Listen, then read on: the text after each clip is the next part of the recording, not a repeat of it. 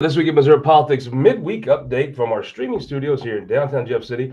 I've been telling you, we've been sprucing the place up. It's been a little bit of a chore. You've probably seen a little audio issues, little video issues, but I think we're kind of you're getting the feel for where we're going with this. And next week we have one more piece to put in. It's not even electronic; it's just like a TV stand. Next week I'm gonna take you inside behind that camera. What we've been doing in that other room, you're gonna love it. But this week we are joined here by the councilman from the city of Jefferson. I would say the man that started the revolution in many ways, Derek Spicer. Welcome to this week in Missouri Politics Midweek Update. Thank you, Scott. Thanks for having me on. I appreciate it. So, the folks that don't know, Derek Spicer, this is how I come to know Derek Spicer, right? So, I had met you a few different times. However, you had a friend in David Gregory, and you had a friend in Erica Leonard. And so, Erica Leonard was running for school board. We should put one of her signs up there. I think I've still We got need one. to, yeah. Yeah. So, I got to know you, and then I watched you as a businessman go on the city council, and you were sort of like, "What?"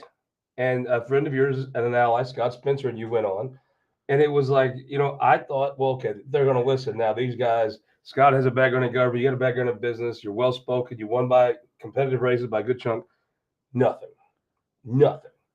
So you might, if you watch this show, or if you're within about 100 yards of me anywhere, have heard me bitch and whine about the meter maids. Um, and I'll be honest with you, but there are some real reasons. I mean, I am not a sympathetic figure, nor do I ask for any. However, you and I have sat in restaurants, and I'll bring it up to people that are. But when you complain about something, everybody comes and tells you about it. So I complained. So I would get all the people coming to me saying, "This is what they did. This is what they did." Well, it's not like a lot of the people that testified at that hearing yesterday was sympathetic figures, but you've actually met the folks who are making an hourly wage and tips. That does cut into their time. That's an hour of their life because they're trying to just get to work, right? Then they get harassed with the ridiculous policies. You tried to change it. Tell me what the thought was like when you got elected by the people. You said, "Hey, maybe we should revisit these guys." What was their reaction when you got there? Well, you know, our biggest thing is when me and Councilman Spencer got elected, that was our biggest deal is changing some things in the city. Well, you know, we're only two votes. So it was really tough. We're gun ho to get stuff done in the city of Jefferson and treating people with respect and treating people that come Common in sense. here. This is what we need for our city.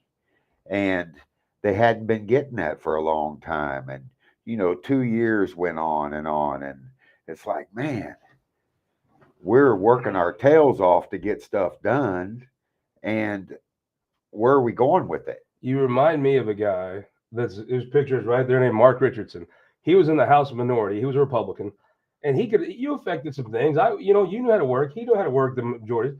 But at the end of the day, it took Rod Jetton come in with the majority, and he got to do things. It feels like you have the majority.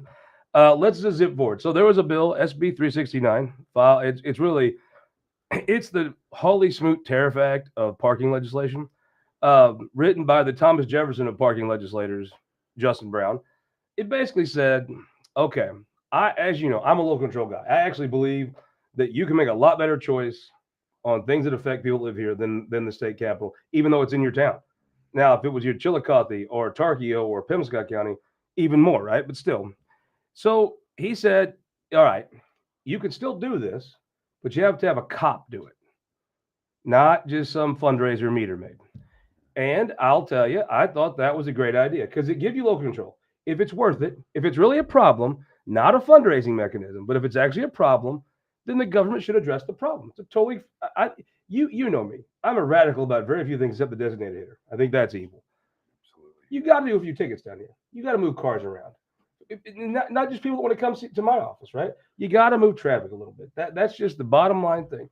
But you don't have to use it as a fundraising mechanism. No. And I think I'll just ask. I'll just put you on the spot. I believe that this turned into a fundraising mechanism for a department in the city that serving the public and moving traffic around was a very distant second priority in how much revenue they could bring in. And I totally agree with that. And that's what I see that has turned into that. I mean, we're not welcoming people to Jefferson City. We're so eager to give them a ticket. or do whatever. I mean, we have to, as a city and as being the capital city, we have to welcome people to Jeff City. And what a wonderful city it is. My God, when does Thursday Night Live start? There are so many great things about the city. There'll be people that would try to say, "Oh, you're anti-Jeff City." No, I am. I am the most pro Jeff City. I am so Jeff City. I'm almost anti-Columbia. I would rather be here any day of the week. To get me to cross that river, it takes either moonchoy or damn, I don't even know. I just don't cross that river, right? I love Jeff City. It is a wonderful town with history, and the downtown is. You come down here and just meet folks. They're so nice, and the city deserves credit for the wonderful job they've done downtown. I just think, boy, if you could just not put a handful of dog crap in people's pockets while they left, they would get the passion you have. So let me we just testified. There was 14 people that testified about how ridiculous this situation is, just beyond sense. One person testified for the scam, and that was the Missouri Municipal League. Now I know Carson Ross. He's a hell of a good dude, mayor of Blue Springs. He's on the board. I'm gonna call Carson today and be like, look, I understand testifying, but in reality, boy, could the municipal league have looked any dumber yesterday than being like, no, we're pro scam. We want you to rip off everyone. Because a lot of people that come here are their own municipal league members. City councilmen come here to talk to the city government, and they're the ones that get scammed like the rest of us. So I got an idea. I want to float this to you. I heard this testimony. You saw that committee. I think they would vote twice to move this to the floor. I have spoken since this hearing was just yesterday afternoon. The president of the Senate and the Speaker of the House have called me, or I ran into the Speaker, and they both said, "Hey, get it out of committee. We'll put it on everything." My gut tells me a guy that I knew him. You ever meet a guy 20 times, but you don't really know him until you have a mutual buddy. Like I had met Ron Fitzwater in my lifetime 100 times, but I didn't really know him until I met him. I got to know him I met him through probably Mark Richardson, 100 people, but I got to know him through you. What a common sense guy. He's just a cool engine. He's one of them guys. He's very sharp. Yeah. He's very sharp, and he's passionate about the city. Says what he means what he says. And he's passionate about the city, and he's not just a cheerleader for the city. He's a leader. And this is what we need in the city moving forward. I think you're going to see less selfies and more shovels breaking ground on projects. But so Ron Fitzwater took over as mayor. Let me just ask you this. I actually think there's a large ability. You were in that room to pass this as a bill, as a state law that says within a mile of the Capitol you have to have a cop write the tickets. While that is very logical to me, hypothetically, let's say this doesn't happen. With you there, with you having reinforcements now, you're like the floor leader of the people with sense. With Ron Fitzwater as mayor, do you believe this problem gets addressed without any state action? Absolutely. I think it gets addressed. I think so too. I think I do too. That it's going to happen.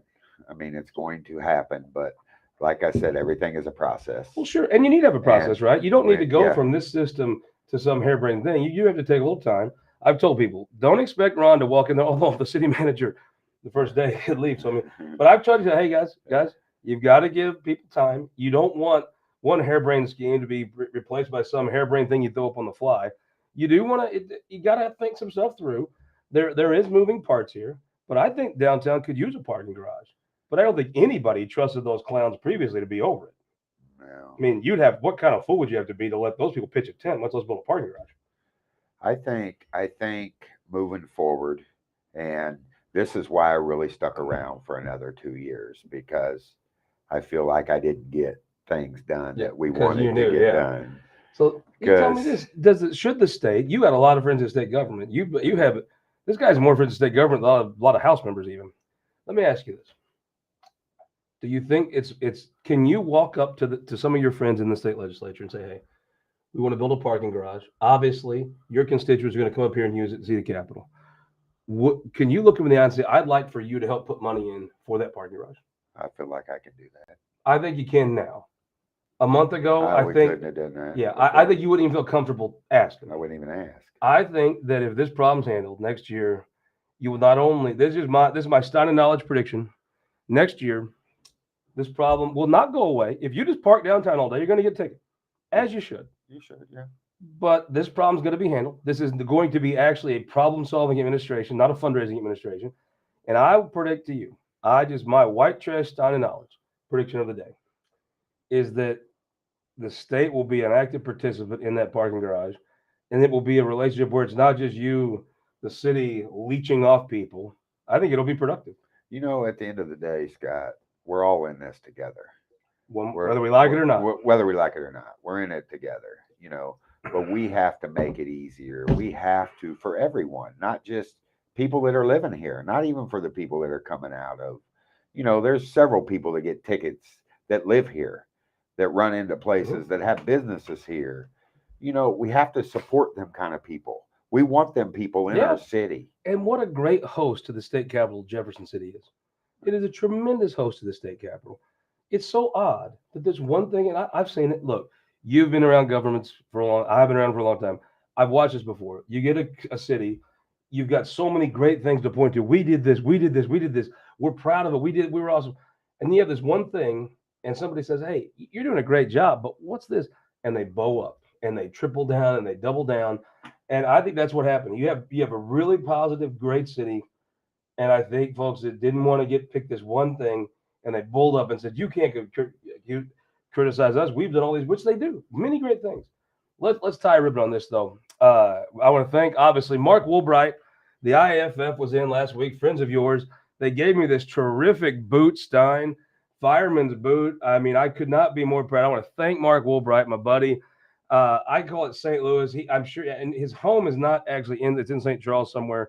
St. Charles County is like a big maze of cul-de-sacs. I don't know where one town starts, other town stops, but Mark, when I think of Mark, I think of Pattonville. Mark Wilbert is the consummate firefighter. He's that dude that runs into the burning place when I'm running out. I want to thank you. This means a lot to me. I'm very grateful.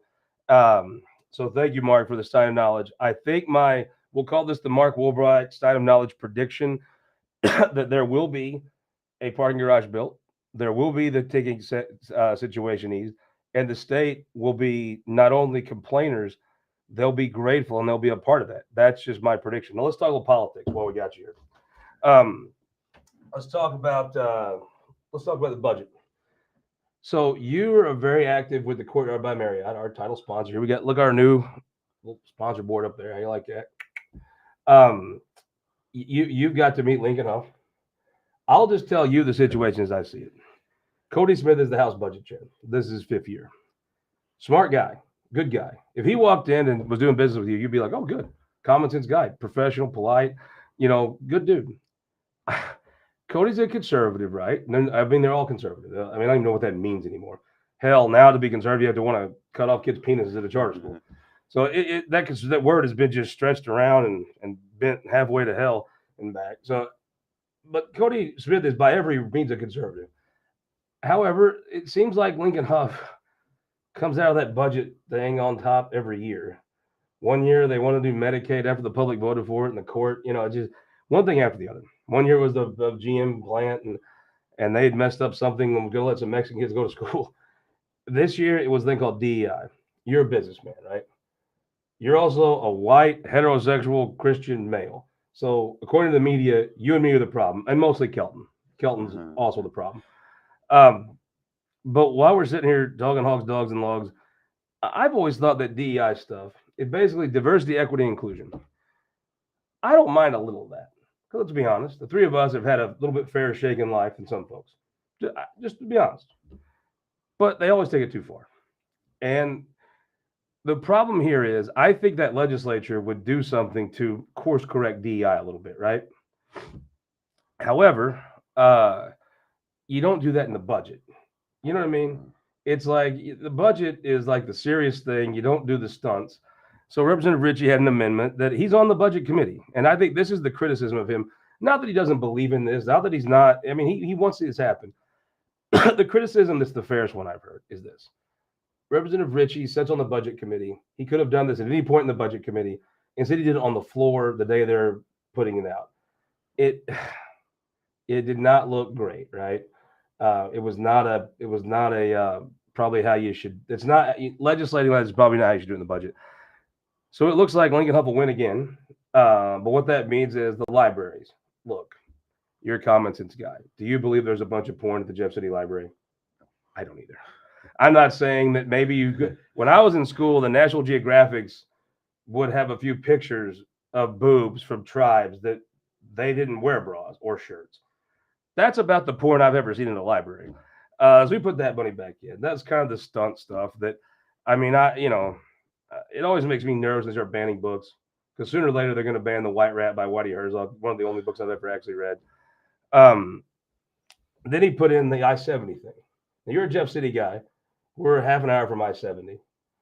But what an important thing. They're going to, if Lincoln's plan is taken up, they'll actually 3-lane I-70 all the way across. Is there anything better this state could do? It's almost like as common sense as Jeff City building a convention center. It's like Jeff City to have a convention. You're like, what in the hell not? I-70, if you get on that thing from Columbia to Kansas City to Blue Springs, you can drive, the speed limit can be 70, but you can drive 55 because it's so thick, right? Yeah. So I think that if I had to guess, the budget that they're finishing up today, I don't think it's Cody's fault except for this. He should have told him no. He should have said, look, we've worked on this budget and the House budget. If you want to learn state government, be on House budget. Dave Gregory was on it, remember? And he was at all the meetings, and we were like, well, come have dinner. And he's like, I can't. He knows state government now. You learn every little line item in detail. It's the best way to ever learn state government is the House Budget Committee. I just think, when you do that DEI thing, you just serve it up to the other side so easily to just win every point. And I think that Senate would do DEI. It would do a bill on it. They would do a bill, right? Not a last minute amendment that just. And I think if you're going to fault Cody Smith, it's not incompetence. It's that he probably should have told the guy no and said, you know what, you file that bill next year, I'll co-sponsor it. We'll start from the beginning. We'll work this in. Cody Smith is a great implementer. He could have implemented that plan, but and here's the thing: when you're the chair, you catch all the blame and all the credit. In this case, it's going to be the blame. And I really hope for him that he comes back next year and just says, look, this is my last budget. I'm going to say what goes. And I think if you left it more to his discretion than other people's, it is not going to be the boat race we're going to see in 2 weeks when they do the conference committee. Because, I mean, I just don't know how you win now, right? You tied your own hands.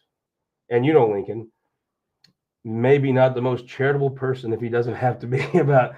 So I'll give you my sign of knowledge prediction like I've told. I mean, the sad part is you could have predicted this in January. This out would end. Now, who would have known it would have been this?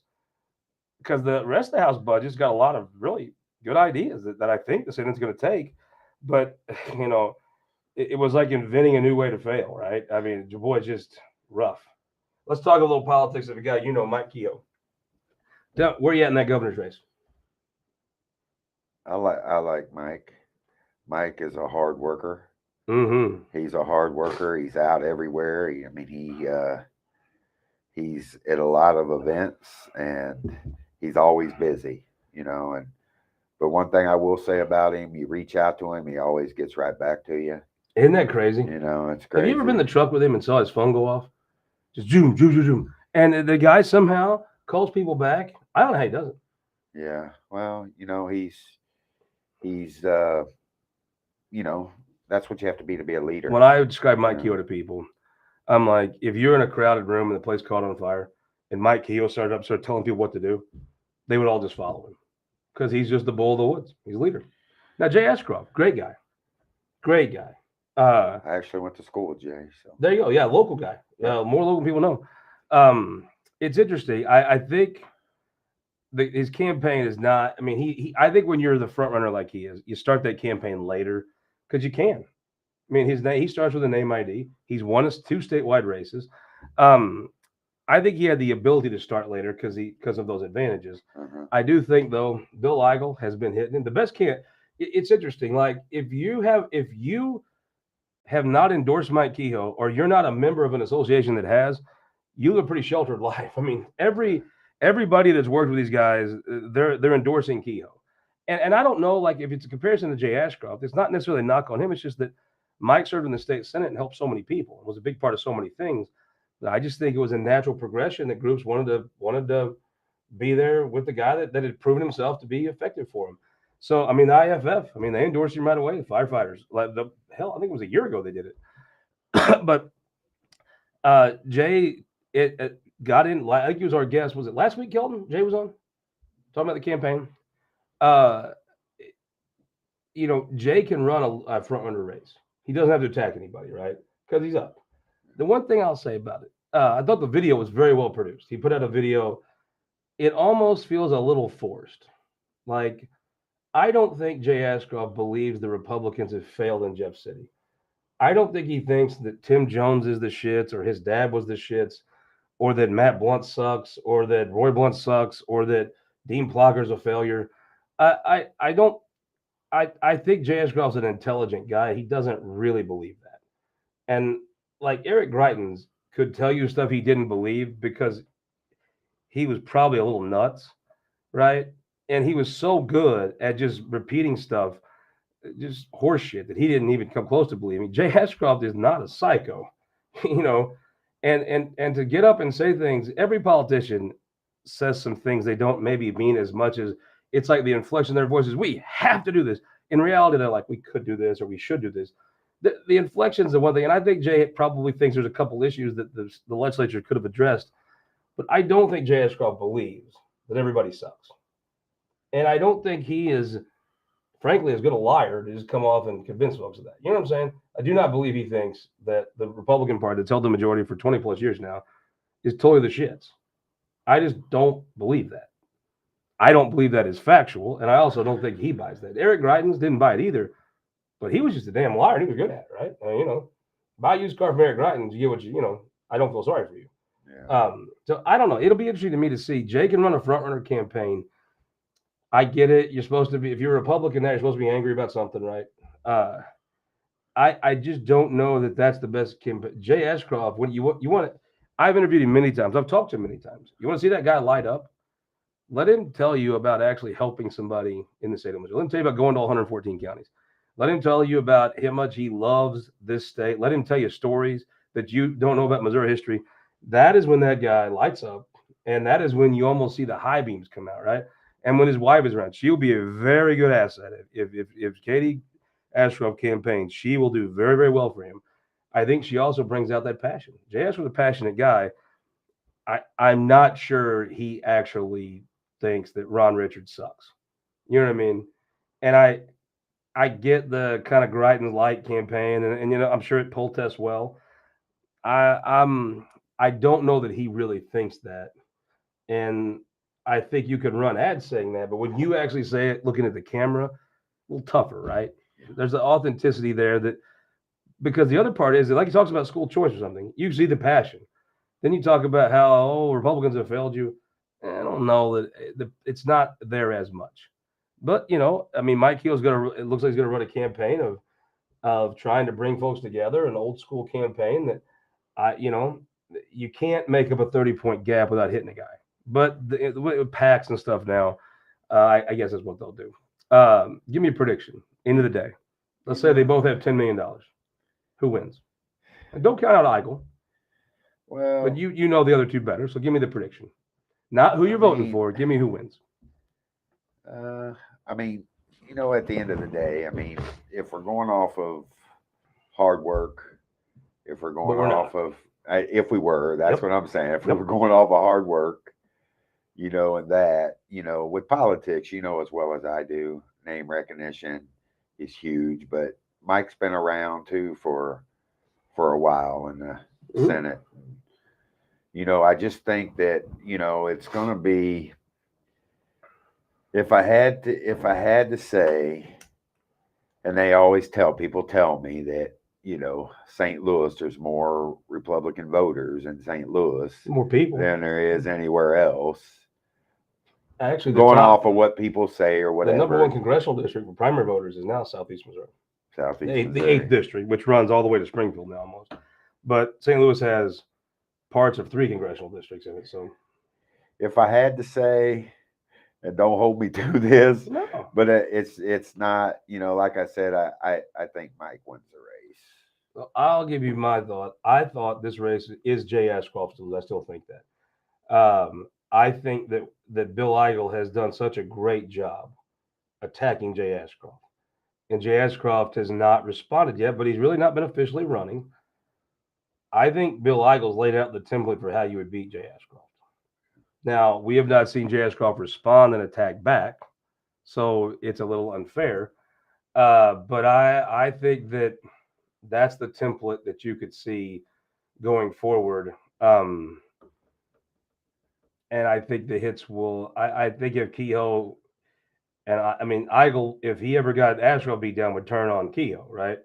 So it, I just think in a three-way, I'm less confident. Jay Ashcroft is the favorite, as you're always going to. Eric Greitens was winning that race until a month out, and then he barely came in third. So I think he's going to be the favorite for a long time. I think he's less of a favorite now than he was 3 months ago. And I think how he begins to respond to Eichel's attacks will kind of chart the course. Because I mean, you do have to punch back, right? Yeah. All right. I want to thank so much. My friend Christy from Westphalia gave me this. So I am very fortunate, and I want to thank you. I'm going to start sharing these on the show. People don't just give me steins. I'm a lucky German. People send me these buttons and campaign memorabilia. Now I asked for like Crystal's thing here, but these bumper stickers, lady sent me this from Platte County. This is a cool one. Look at this. Is Mel Carnan for he's state treasurer. Now Mel Carnan is buried about as the crow flies 10, 12 miles from where I grew up in West Butler County. He's buried over in East Carter County. He's a hill boy. This is Mel Carnan button for treasurer. This would have been like 84, 88 back in the day. I promise you, Christy, if you'll come to my office, I've actually UFCW and Dave Cook gave me these wonderful yellow scarves, and I think I may put it in here just so people can see what we have. But it's going to be. I promise you, Christy, this will hang up in here. I will keep this. Whenever you come to Jeff City, come by 225 Mass. I'll share what it is. I love this. This is so great. We'll put a picture of this so you can see it up close. Kelton, can you get today? Yeah, we'll put a picture of this up, and we'll want to thank you. I'm not gonna. I care about listening people's last names because folks are a little nuts on the internet, and I catch it both ways. Like I'm never like the liberals will lump me in because I talk slow and wear overalls, which I wore my overalls to testify yesterday, by the way. I was called my testifying overalls. But the Republicans, the right wingers, are the ones that really get nuts because I don't do all their shit. And if you don't do all the crazy, you're not good enough, right? So I'm not good enough. I've heard that since high school. But anyhow, this is Mel Carnahan for Treasure button. I'm very grateful. I think I will. We'll just put it right there so that we can just hang these buttons up. I've got a lot of them, and people are very gracious. And I just want you to know these do not get thrown away. I appreciate them, and I try to write folks that send me one and thank them. But you will get to see all of those displayed maybe by the next show, depending on my carpentry skills or if I can talk Kelton into doing it. Last thing. Kehoe gets Axiom. We're talking about how you attack. Axiom Strategies is the best attack firm. If you need the narrow gap, Axiom's the ones that do it. Let's talk about the Attorney General's race. We have Andrew Bailey and Scharf. Look, I mean, bottom line, Andrew Bailey, I don't know that you have a better resume out there to run for Attorney General. He has no record. The guy he worked for is one of the most beloved guys in the state, Mike Parson. He worked at, I think maybe Koster was AG when he did a little time in the office. But, in NRA, Farm Bureau endorsed Koster. Then he was a legitimate war hero. And you could tell, here's the catch. I've interviewed a lot of folks. If the guy doesn't talk about a lot himself, he probably saw some stuff. If the guy screams about it nonstop, he was probably back at the base, like welcoming the guys back. Rule of thumb, not all the time, but generally, Bailey's a legit, documented war hero. He doesn't talk about it, but I can't imagine that folks aren't from the PAC side going to talk about that. Missouri guy raised a good chunk of Missouri money in his report. Scharf, Bailey's a Montgomery County guy. Scharf moved here. He chose to be in Missouri. He's got a very good line about that. I believe Bull Scharf does live here because he wants to. Scharf comes from a lot of money. When I say a lot of money, I mean like Humphreys, Singfield, Herzog is kind of the people we're used to seeing in politics that play at a high level. Um, his money is way bigger than that, like legit East Coast money. Resume, he was. I will tell you this: Will Sharp was the best staffer I've ever seen when he worked for Catherine Hanway. Will Sharp was so good. I mean, and he's a good guy. Will Sharp's a brilliant and a good dude. Then he worked for Greitens. I always felt like, just candidly, he didn't bring out the best in him. You work. We've all had a boss, and some bosses bring out a little better in us than others, and but he was very smart in that office. Nobody that worked with him didn't think he was really bright, and he's committed to being a conservative, but I'm not, again, like an East Coast type conservative, like a suburban one. He's got a lot of stuff to complain about, like most suburban people do. I think those cul-de-sacs drive him nuts. I guess you just keep in that circle, and you don't ever really need some fresh air, right? Yeah. Need some distance between mailboxes. But he worked for Trump's Justice Department, and he worked for Biden's. So that I'm sure there'll be, like, people should probably attack Andrew for working for Coster. Well, the Biden attack will probably be better, right? Because more people are familiar with it and what have you. Now, neither job was partisan. It wasn't like they're on their staff or anything. They're just doing a job of prosecuting people on both ends, but still. But Bailey will have a lot of them as their endorsements. Bailey may kick Kim Gardner out. If he does that, they're huge around this state a lot. I do think that's one thing a Republican voter will think that's a big accomplishment. I think, right? I mean, that's the feather in a cap, right? Yeah. I would say in September that happens. Sharp's going to have tons of money. He's already got like $1 million. That's a drop in the bucket. Will Sharp will be trying to find things to spend money on next July. You know what I mean? That's how much money he will have. But there is a diminishing return on something, right? You can spend so much money, and then it's not that it's not good. It's just there is a diminishing return on that spending. It'll be interesting. I mean, this race is going to be decided. I don't think there's any question Sharp has the money. I believe with the folks with Tilly, Ketchmark, the guys that are the Bertram, your legit top level fundraisers, and from Missouri involved, I think you're going to see Bailey have plenty of money, not as much, but plenty. Knuckle up fight. Who wins? Which is being in politics. Like myself. You can have as much money, but money don't vote. People do, and money helps those people that do vote kind of make their mind up, though. It does. I'm not saying it doesn't, completely. I'm just saying, I mean, it's not if one person wins. So, for instance, somebody in the city council just had $8,000, and the person that ran that had $1,000, and the race wasn't even close. So I guess what I'm trying to say is the person with $1,000 blew out the person with $8,000. We're talking about Spencer. Yeah, Councilman Spencer had $1,000. I wrote a check to a guy that everybody told me he was going to lose except for you. Or he had 2,000. I'm sorry. Ehlers, people told me he's going to lose. You know what? All right, I'm for him. He had your endorsement, and the old boy beat an incumbent. All right, I got to talk about one thing before we go. Go ahead. I tell you this every week. I'm going to tell you it again. I'm doubling up the challenge. Here's the deal. I believe through the strength of this show, and listen, the Courtyard by Marriott is the top hotel. This guy will tell you, but I'm going to tell you so he don't have to. If you want to stay, if you want to meet everybody in politics, if you go post up, if you stay at the Courtyard 2 nights, come next week and stay Wednesday, Thursday. Oh, no, Tuesday, Wednesday. And you just sit in that lobby and have you a drink and eat supper. You will see everybody in this state in politics coming to an event, coming to the hotel, dropping somebody off, picking someone up. You'll see the full gamut of business. You can go to the Rotunda, the counter at Grand, or the lobby of the Courtyard by Marriott. I've even told people a pro tip is if you can't get in, and try to get in. If you can't get in, just slide over and have dinner. And just tell people you're staying there. Because, look, you don't want to stay at a JV hotel. People are going to ask you where you're staying. And if you're like, Holiday Inn or something like that, you're going to look like you're JV, frankly. It's not. You want to be, look, stature matters in this town. If you want to suck, there's the Hampton Inn. There's other places to stay. But don't tell people that. Keep them on the down low. It's like, if you have a crappy truck and then you go into an important sales call, so you're in a car, don't tell them it's rented. Don't tell people you're staying at the Holiday Inn. Just keep that between us.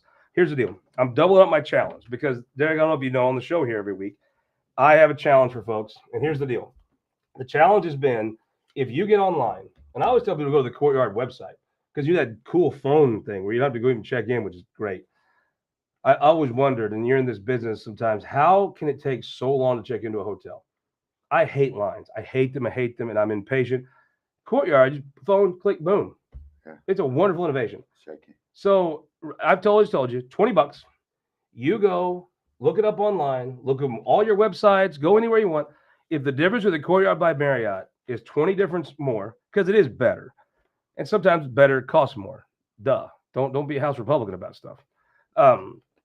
So $20 difference. If it's not $20 better, you come to me right here. I will give you this $20 out of my wallet for you. However, if you go and it is worth the $20 to stay there, which it will be, you buy me a Bud Light, you see me and thank me.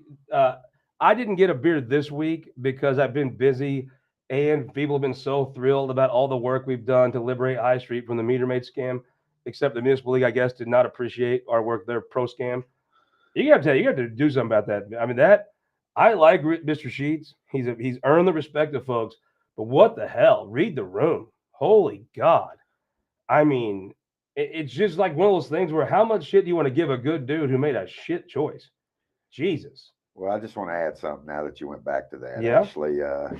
Actually, we were over at the hearing yesterday, and Councilman Spencer was with me, and Did a great job. He did a great job. Actually, he's head of Public Works now. Mm-hmm. He's the chair now. We just voted him in on Monday, and he does a great job and did a great job testifying yesterday. You should send him back when you do the parking garage. Absolutely. He had so much credibility in that room, walking in there, testifying, laying it out. And here's the thing I loved about him. This is Scott Spencer. No frills, no bullshit. He just said, listen, this is a problem. I acknowledge it. We acknowledge it. We're sorry it's been an issue. We want to work with you. We're going to fix this. He did not say some over-the-top thing in tickets. He just said, we're going to fix it. And you know what? If you get a ticket, that happens.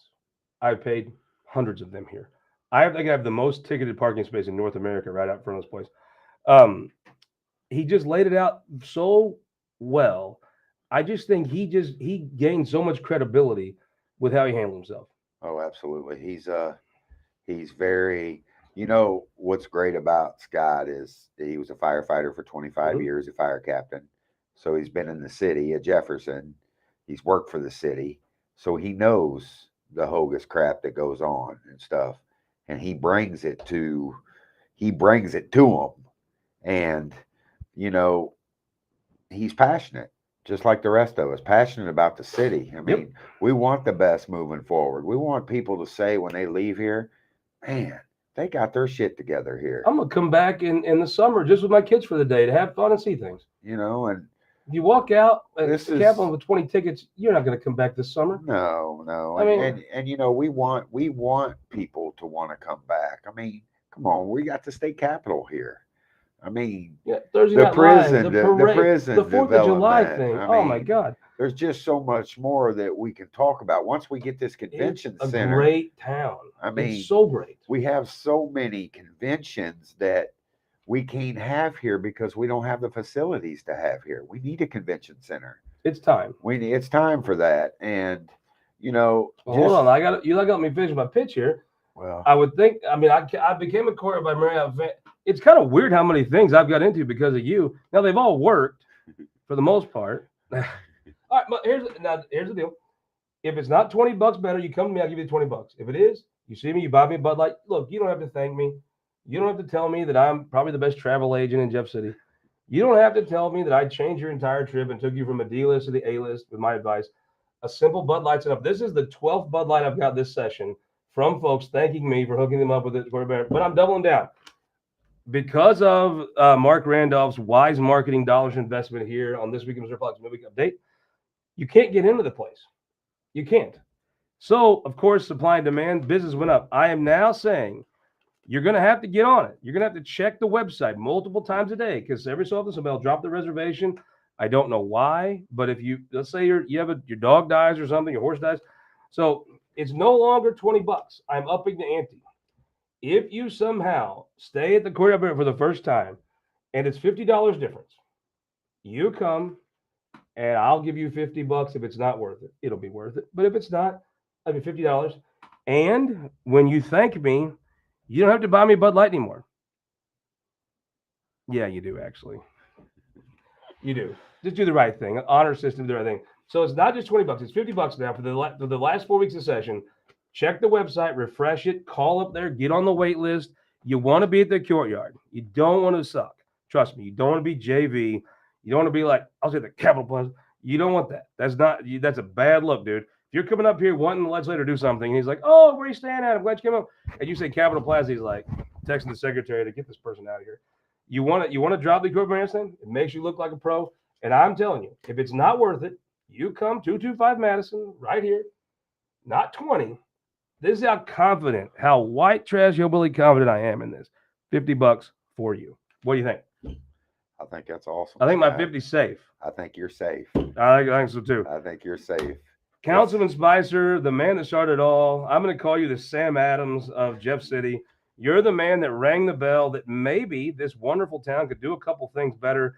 I salute you from my free beer I got from the Courier by Marriott promotion, and my style of knowledge from the firefighters and Tim Woolbright, and Governor Carnahan's state treasurer pen I got from Christy in Westphalia. Thank you so much for joining us, and salute to you. And what a guy in Scott Spencer walking in that room. And I tell you, leave with this. Give folks a 10-second plug. You know him better than most people. You've worked with him.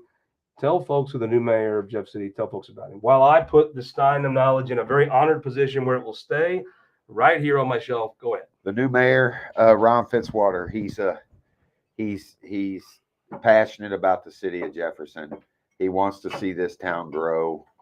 He wants to do right thing. He wants to do the right thing. I just think it's going to be awesome. I mean, I'm so looking forward to working with him. I mean, you know, my next 2 years, but his next 4 years. I mean, it's actually, the city really got an icon. They really got an icon. And I just think moving forward, you're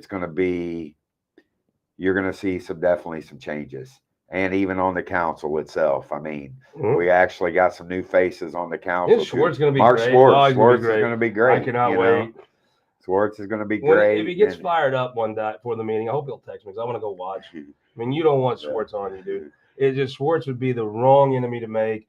If you work for the city, and I know a lot of you watch this because you message me, don't get on Schwartz's bad side. Cold plays on his bad side. Yeah, buddy. And Jeff Eilers, is going to do a great job. Bruns told me he's a great guy. He is. So I got his fundraising letter, and it had Bruns on the bottom. I'm like, well, if it's got Bruns on it, I mean, that's cool. And like I said, the ones that went off, we appreciate their service. You know, we're moving forward. Yeah, we're looking forward to moving this city forward.